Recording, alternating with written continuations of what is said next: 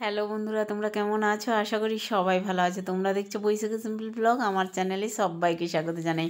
আজকে আমি তোমাদের মাঝে শেয়ার করব বাসন্তী পোলাও রেসিপি, ঝরঝরে একদম কিভাবে রান্না করতে হয়, আর তার সাথে কোপ্তা কারি। তো চলো রেসিপি শেয়ার করি। প্রথমে আমি কাঁচকলা সেদ্ধ করে নেব প্রেশার কুকারে। তোমরা চাইলে কড়াইতে সেদ্ধ করতে পারো কাঁচকলা। আমি দুটো সিটি দিয়ে তাড়াতাড়ি সেদ্ধ করে নেব। এরপর দেখো একটা পাত্র নিয়ে নিয়েছি, তার মধ্যে আমি 2 কাপ গোবিন্দভোগ চাল নিলাম। চালটা ভালো করে জল দিয়ে এখন ধুয়ে নেব 3 বার করে।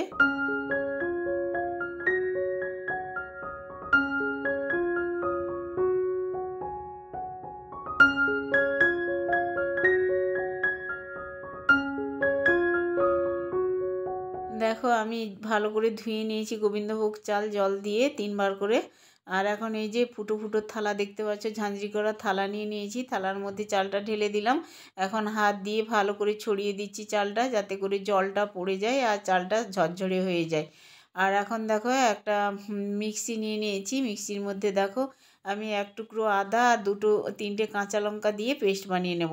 আর এখানে দেখতেই পাচ্ছ বন্ধুরা, চালের মধ্যে আমি হলুদের গুঁড়ো আর হচ্ছে এখানে ঘি দিলাম 1 চামচের মতো। দিয়ে প্রথমে আমি হলুদ আর ঘিটা ভালো করে মিশিয়ে নেব চালের মধ্যে। আর এর মধ্যে দেব হচ্ছে ওই যে মিক্সিতে আমি পেস্ট বানিয়ে নিয়েছিলাম আদা আর কাঁচা লঙ্কা, ওই পেস্টটাই আমি দিয়ে দিলাম। চামচ দিয়ে ভালো করে মাখিয়ে নিয়েছি। এখন কড়াই বসিয়ে দিয়েছি গ্যাসে, তার মধ্যে সাদা তেল দিয়েছি। তোমরা চাইলে এখানে ঘি ব্যবহার করতে পারো। সাদা তেল দেওয়ার পরে এখানে দারচিনি, এলাচ, লবঙ্গ আর কয়েকটা তেজপাতা দিয়েছি। দিয়ে ভালো করে নেড়েচেড়ে এগুলো ফ্রাই করে নেব, ভেজে নেব। আর এরপরে আমি দিচ্ছি কয়েকটা কাজু বাদামের টুকরো। গোটা কাজু বাদাম ছিল, আমি ভাগ করে নিয়েছি। আর আমি তেলের সাথে একটুখানি নেড়েচেড়ে ফ্রাই করে নেব কাজু বাদাম, বেশি লাল করব না। আর এখন দেখো কিশমিশ দিলাম কিছুটা। কিশমিশ দিয়ে আবারও ভালো করে তেলের সাথে ফ্রাই করে নিয়েছি নেড়েচেড়ে। আর এখন মাখিয়ে রাখা গোবিন্দভোগ চাল দিয়ে দিচ্ছি। তো চালটা দেওয়ার পরেই আমি একটু ফ্রাই করব চালটা নেড়েচেড়ে তেলের সাথে। এখানে 250 গ্রাম চাল আছে, পুরো একদম 250 গ্রাম চাল। আজকে অল্প করেই আমি রান্না করছি বাসন্তী পোলাও। তো রেসিপিটি অবশ্যই দেখতে থাকো, ভালো লাগবে তোমাদের।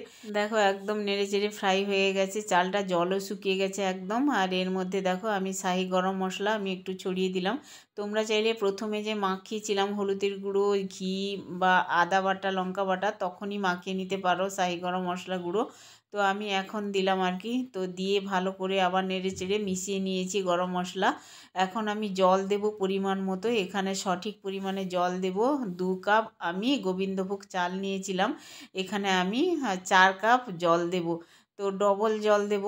2 কাপ চালের সাথে 4 কাপ জল দিলাম। তো এইভাবে সঠিক পরিমাণে জল দিলে কিন্তু পোলাও একেবারে ঝরঝরে হবে। তো দেখো জল দেওয়া কমপ্লিট। এরপরে দেখো আমি খুন্তি দিয়ে একটু নেড়েচেড়ে নিলাম। আর তারপরে দেখো পরিমাণ মতো লবণ দিলাম। আর মিষ্টি তো অবশ্যই লাগবে, যে যেভাবে মিষ্টি খেতে পারো, যে যেভাবে ঝাল খেতে পারো।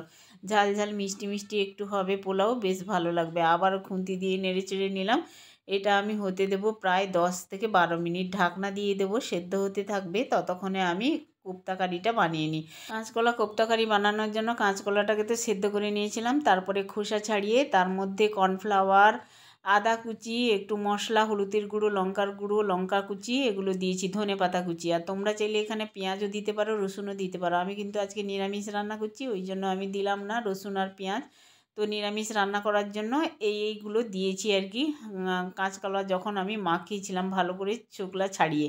তো এখন গোল গোল আকারে করে একদম তেলের সাথে ভেজে নিচ্ছি। কোপ্তাটা ওদিকে ভাজা হতে থাকে, এইদিকে আমি দেখো বাসন্তী পোলাও বসিয়েছিলাম। ঢাকনাটা খুললাম, খুলে একটু খুন্তি দিয়ে নাড়াচাড়া করে নেব। জলটা প্রায় শুকিয়ে গেছে, আর একটুখানি বসবে, দিলে একেবারে জলটা শুকিয়ে ঝরঝরে হয়ে যাবে বাসন্তী পোলাও। তো মাঝখানে আমি ঢাকনা খুলে অবশ্যই দেখে নিয়েছিলাম, এর আগে একবার দেখেছিলাম যে জল কতটা থাকলো, কতটা শুকিয়ে যাচ্ছে জলটা। এটা লাস্টে আমি ঢাকনা খুলে দেখলাম। তো আর একটু বসবে, তারপরে আমি নামিয়ে নেব, বাসন্তী পোলাও হয়ে যাবে। আর এখানে দেখতে পাচ্ছ বন্ধুরা একদম কোপ্তাগুলো ভাজা হয়ে গেছে লাল লাল করে। এখন আমি তুলে নেব।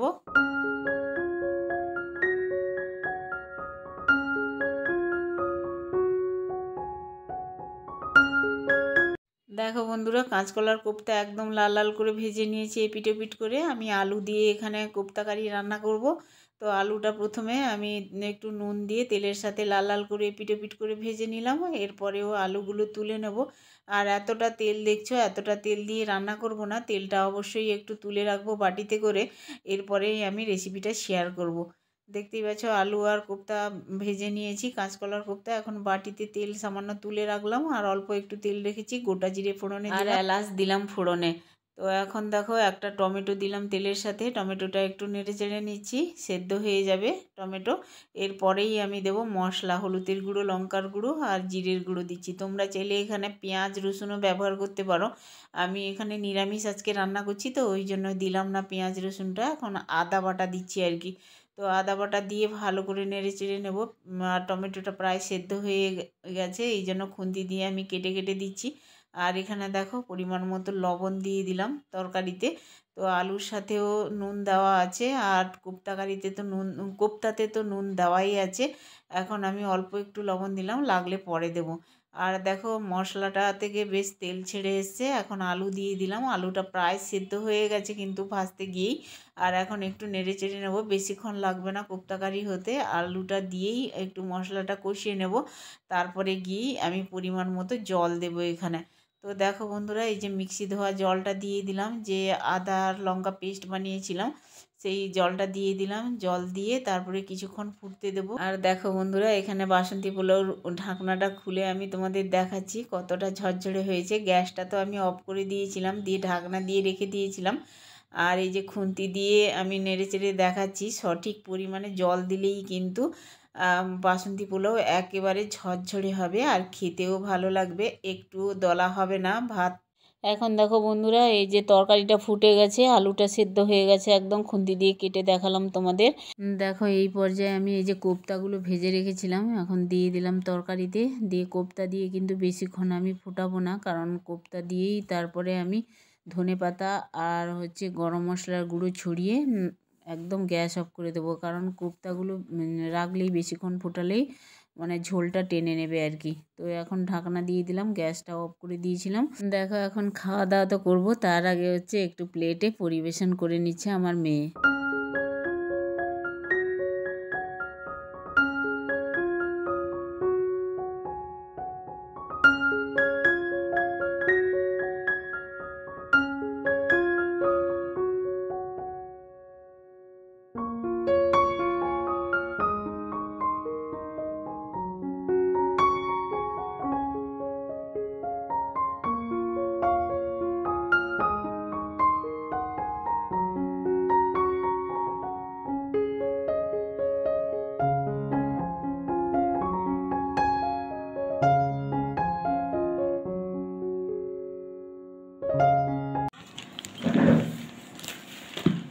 One two three star.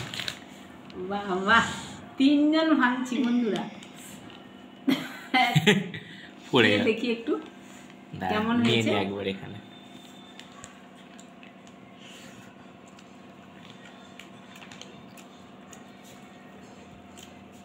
দুর্দান্ত হয়েছে। কোপ্তা কারিটা দেখো বন্ধুরা, খাচ্ছি একটু।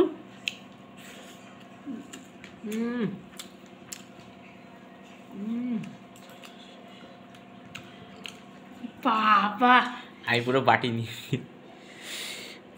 ও এইখানে বসা। আমাকে একটু দে। নাও তুমি, আমি খাচ্ছি দেখা।